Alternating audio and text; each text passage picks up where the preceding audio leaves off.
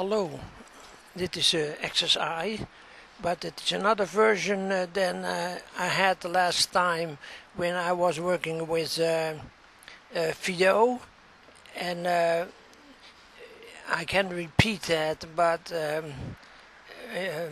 I don't think that's a good thing to do. I better go do something else and show you that. Show you something.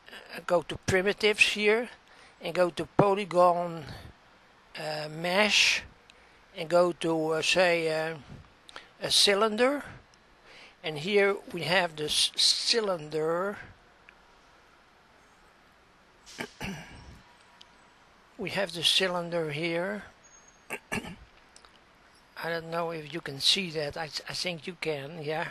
Here I go now to wireframe, just here, a little bit above here, or no, actually not. I go here, and then you know, I can change here a couple of things. Let me show you what I mean.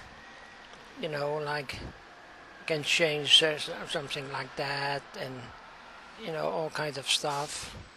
And for instance, even the 360, I can make it. I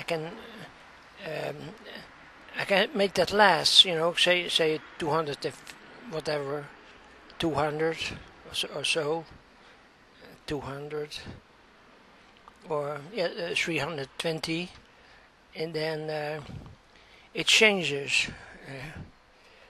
You see that it changes.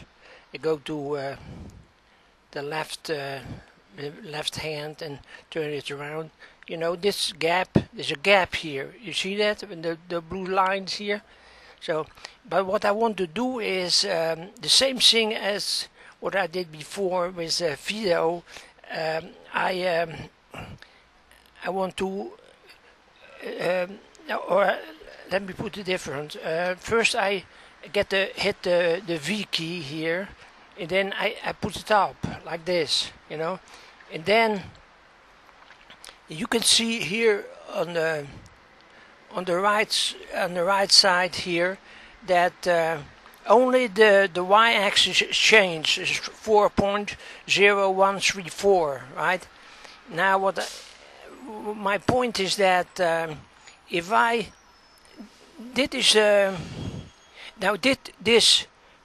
is the center point of the cylinder, and when I make this 0, then it here on the right side, it should come here, exactly here, right? Just as I said that it should come with Fido, and it didn't happen, right? And then I thought it might be a bug, and I try 2 other exercises, and this is one of them, and it's the same thing happened. So it might not be a bug, it might be something different, but I don't know yet what.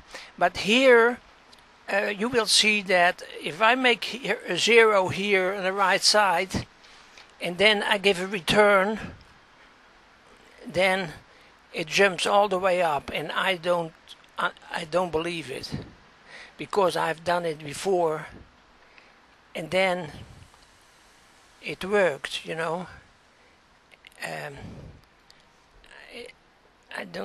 I can't believe it. Wow. Now it's almost there, right? You see that? Oh. It's almost there. Now it's there, and I didn't even give a return. So, let me turn it around. It doesn't want to turn around. Wow. Yeah, now it does. You see the pivot point, that yellow square is exactly on the axis, the z, where the axes are 0. The blue axis, that's the z-axis. The red axis, that's the x-axis, and the yellow axis of the green axis, that's the y-axis. Exactly here. See that? Now this is a totally different animation program, as you can see, and I go up and you see it's Maya, and there's nothing on the screen right now, but so I go here and I go to polygons here. That I clicked on that already, must tell you, and then I go to do the same thing. I clicked here on the cube, and then I go down. It's here in the here is the cube, and then I is in the middle of the screen.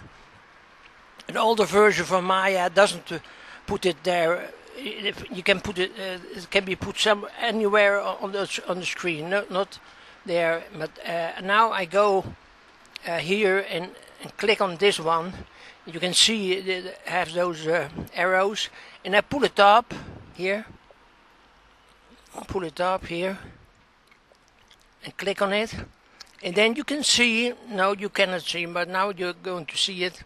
That here it's 10.599 on the translation. You know, the rotation is 0 and the scale is 1. Now I want to do the same thing as what I did in